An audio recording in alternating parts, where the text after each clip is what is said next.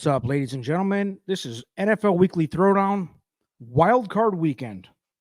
Vinny, you've been doing an awesome job, 55.2%. Here we go. We're breaking it down. I've done like whatever that is, 221 games, 54% clip on average across spreads and totals, plus 890 if you bet $100 a game.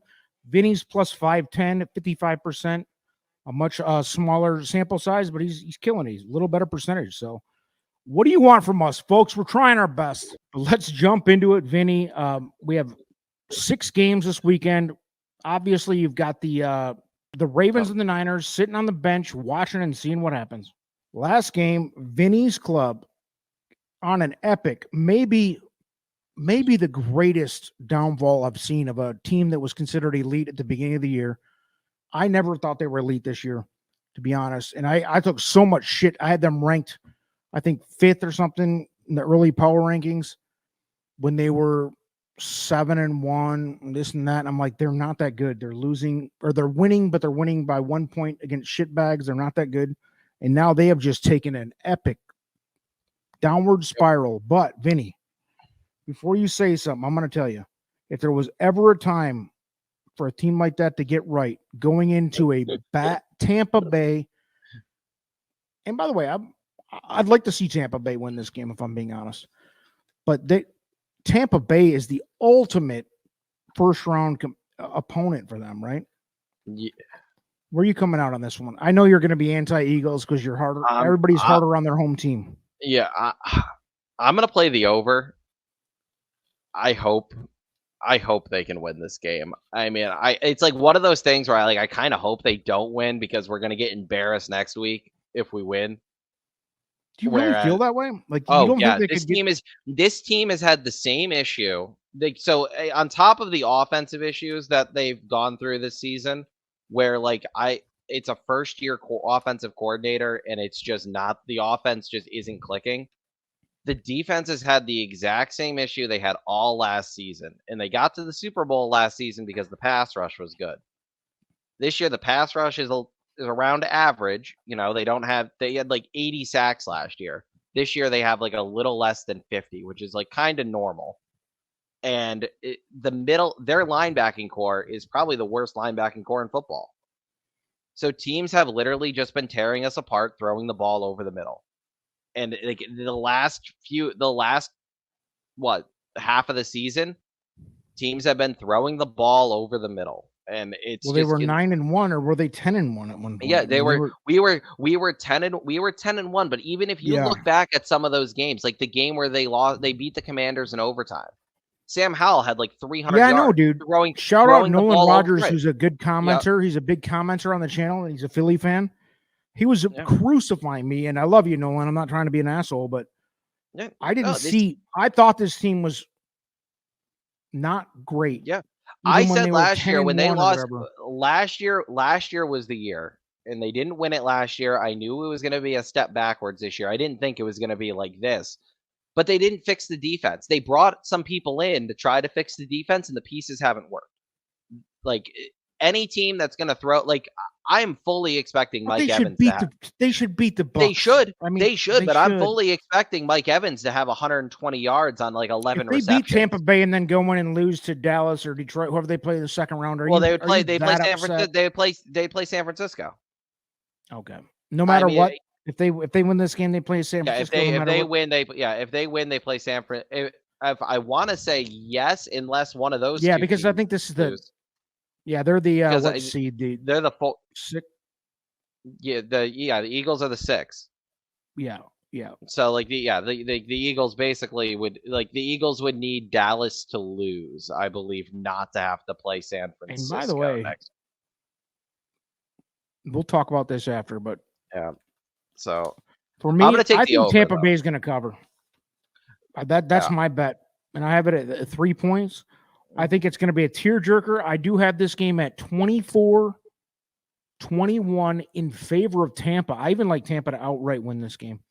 Yep. And that is purely by the numbers. That's not opinion. It's fair. We can't on eyeball test. Of course, you'd take the Eagles. Uh-huh. Is Brown playing? Is he healthy? I don't know yet. That's a Don't huge know yet. question. That's an Oh elite yeah, receiver. but that's kind of why I'm going to take the over here. I feel like Tampa Bay, even if they lose, they're going to put up 20, 21 points. Yeah, So I'm I close feel on the like over both under. teams. Yeah, I feel like both teams are going to score in the 20s. That's why I'm going to go with the over. I'm fully expecting like Baker to have a day here. It feels like to me this is another game where at the end of the game, no matter which direction it's going, there's going to be a fucking field goal kicker lining up for something to decide the game. Yep. And it's And just going to be 3 or and less. And that's the only reason I would take Tampa here. And when we talked about the games last week, I said like the way that Detroit was, because we were talking about if they were everyone who was going to play their starters.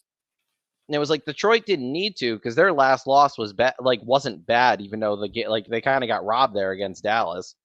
So, but then they played. They still had a really outside shot of right. So they played. The only reason they played and they looked good. They won by 10. Like the gears were clicking. They beat up Minnesota. The Eagles, realistically, were not going to move. They played everybody, and they lost to the Giants and Arizona, right? Yeah. Oh, yeah, and they lost to Arizona. They choked against Arizona the week before, and then the Giants blew them out.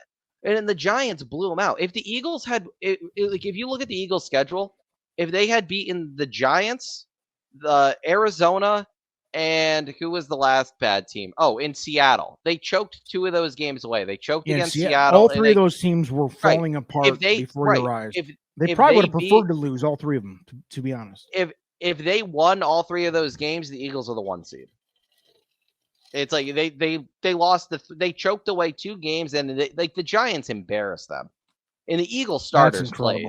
That wasn't, and that's what I mean. Like they're literally going into the playoffs losing to the Giants by multiple scores with the starting unit playing. I mean, they're just, this team is in free fall. And like, well, what if they get their shit together and blow out Tampa here? I mean, I don't expect it, but I'm saying I've been waiting half the season to see them get their spark back, and like, because like I don't think the NFC is great this year.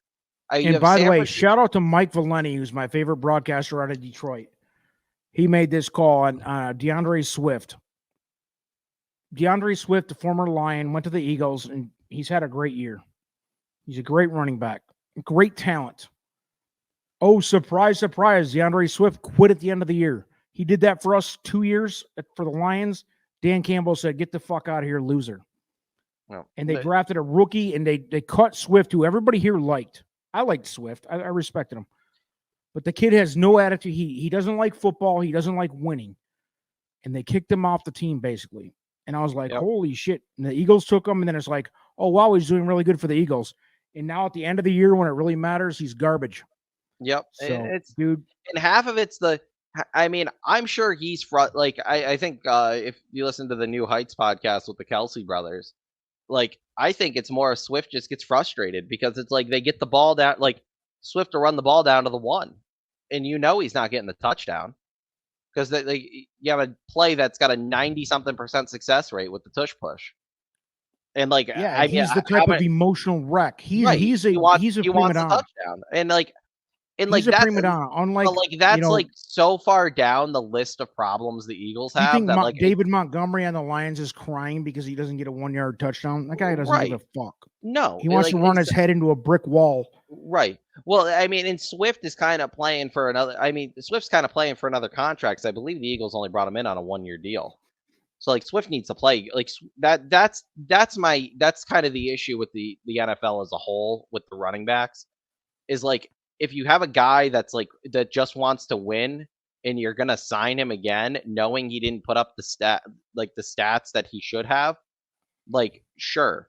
But like when you have teams that cycle through running backs the way the Eagles do, and then at the end of the season, when you look at somebody's raw stats like Swift, it's like, oh, he had a good year, but he didn't find the end zone a lot. And like other teams see that and they're like, like, if teams don't take the tush push into account, like that's probably going to cost him a couple million on free agency because he didn't score touchdowns. And like, I would be pissed off about that too. He doesn't show up in big moments. And right. I don't disagree with the tush push thing, but he definitely, that too. He definitely showed up as a big giant crybaby coward Oh yeah, mattered most to but us. this Eagles team has so many issues, though. I would not be surprised if Tampa wins the game. I'm just hoping that a game. If they lose, if Tampa does win, I'm hoping it's a shootout.